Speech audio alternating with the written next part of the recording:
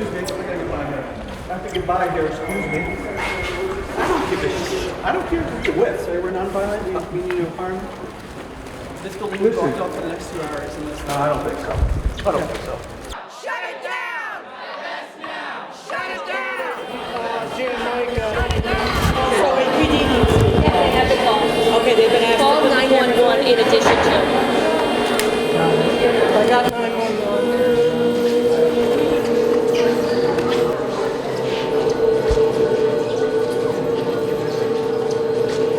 You need to go back this way.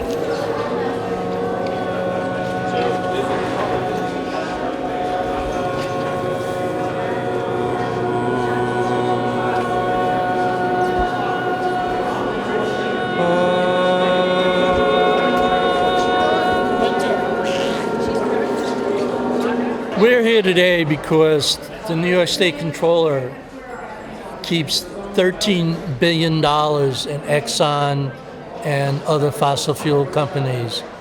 And that contributes to the destruction of life on the planet.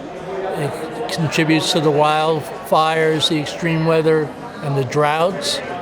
And it's wrong for the state to seek to profit from the destruction of life, but it's also a very bad financial investment.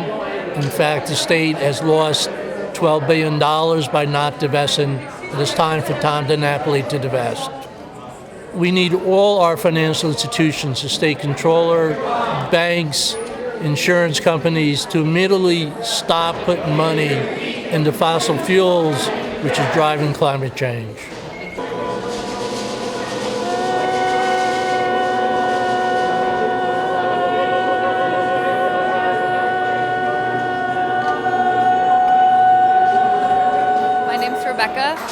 I'm a graduate student, but more than that, I'm a human being. And when I think about the climate crisis, when I think about what climate change is doing to the planet and to communities all over the world, this is the most important place for me to be right now, and doing everything that I can with my whole body to fight against the destruction of the planet.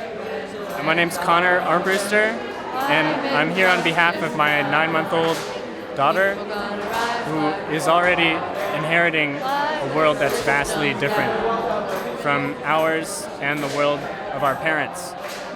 And it is a disaster, and it's terrifying. We have been blocking the entrance or occupying the lobby, as it were, at 110 State Street.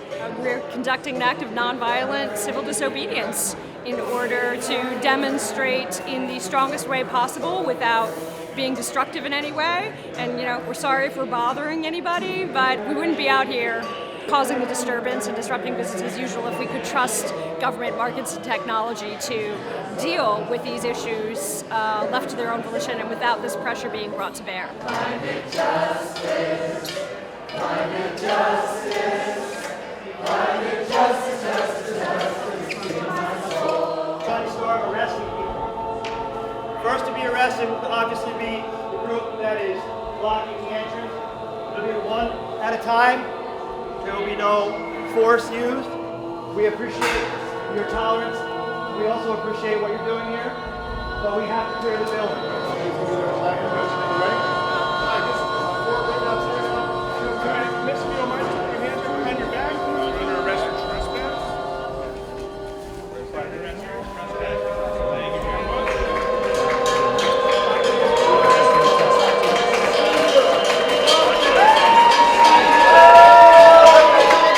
Extinction Rebellion marched to the State Controller's office to blockade the entrance and shut down activity in the Controller's office to send a message to Tom DiNapoli that it's important that New York State put their money where their mouths are and divest from fossil fuels and go carbon neutral by 2025.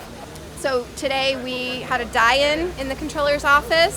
There were about a dozen people laid out on the floor. We had the Red Brigade from New York City come, and then a gathering of people mourning and grieving this tragedy that we're experiencing right now.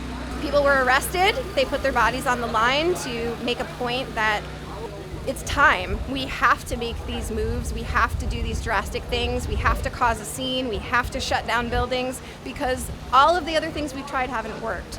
So Extinction Rebellion believes that nonviolent civil disobedience is the way to move our governments to actually make changes and implement the things that we need right now. We know from social science that it just takes 3.5% of the population to mobilize to have that impact. So Extinction Rebellion's main goal is to mobilize people and get that 3.5% out in the streets, join us, do die-ins, block roads, and really just cause enough disruption so that our governments take this seriously and act now.